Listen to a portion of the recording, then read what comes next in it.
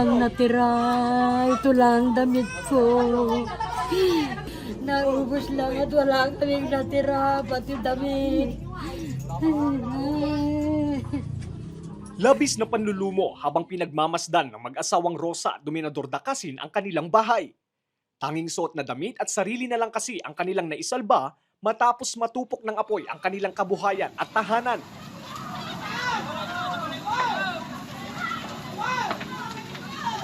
Nangyari ang sunog sa Barangay San Vicente Centro, Urdaneta City, Pangasinan, dakong alas 8:55 kaninang umaga. Kwento ng mag-asawa, pansamantala silang gumagamit ng kandila matapos silang maputulan ng kuryente. Ito rin umano ang dahilan ng apoy matapos itong maiwang nakasindi sa kanilang palikuran. Bubuksan ko sana yung pinto nakalak. Eh hindi ko na nabuksan dahil mainit naramdaman ko mainit na pati ulo. Akala ko sunog na itong buhok ko pati likod ko kaya siyempre kita ko na apoy na baka masunog na ako kaya nagdahan-dahan na akong bumaba pati doon sa hagdan wala na napaikutan na ng apoy biglang apoy kasi yung mga dingding mga sawali saka yung nandun yung kutson saka yung tindahan ni Bakit biglang umano yung bumaba yung apoy, nasunog na, wala, pati yung pinagbintangan niya kasama.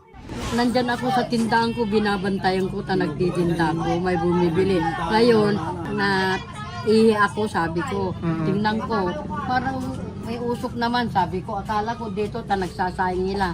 Yung pala, doon na sa bahay na pala namin, galing ang sunog. Wala akong gunan.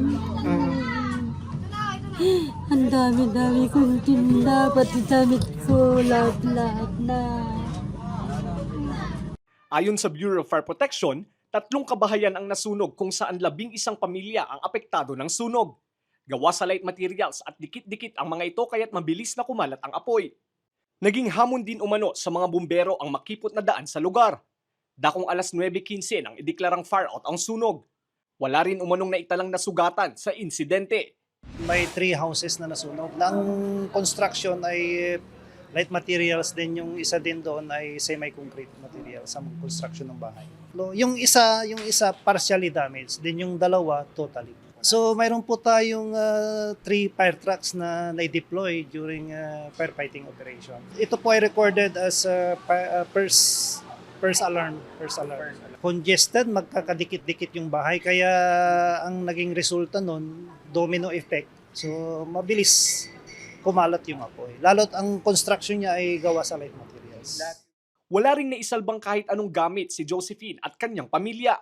Isa ang bahay ni Josephine sa nadamay sa sunog. Mabuti na lang din umano at nakatakbo ang kanyang mga anak at apo nang makita ang apoy. Wala. Kahit isa, wala. Walang natira sa amin. Ito lang, mga suot lang namin. Kaya wala po kami ngayon. Hindi ko alam kung anong gagawin namin pag-umpisa ulit. Pansamantala, makikita lang sa mga kapatid, kapitbahay or what. Nakausap pa naman po yung ate ko. Pansamantala, dun muna abang kasi ito, imbestigahan pa daw. Tapos, humingi na rin ako ng tulong sa mga kapatid ko. Nabigyan kami ng mga damit. Kasi wala talagang natira, sir.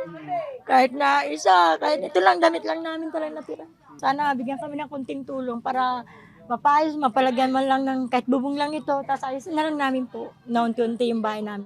Pansamantalang makikituloy sa kani-kanilang kaanak ang 11 pamilyang naapektuhan ng sunog. Samantala, patuloy ang investigasyon ng BFP sa insidente at inaalam ang kabuuang danyos ng mga nasunog. Ilang beses na may recorded na fire incident dito sa siyudad ng Urdaneta. Yun nga, hinihiling natin sa ating mga kababayan na iba yung pag-iingat pa rin ang gawin para maiwasan natin yung mga ganitong uri ng sakuna. Since sila naman ang nakakaalam ng mga ganitong sitwasyon, no, yung cooperation ng bawat isa, pagtutulungan. Lester Narag, Balitang, Solid North.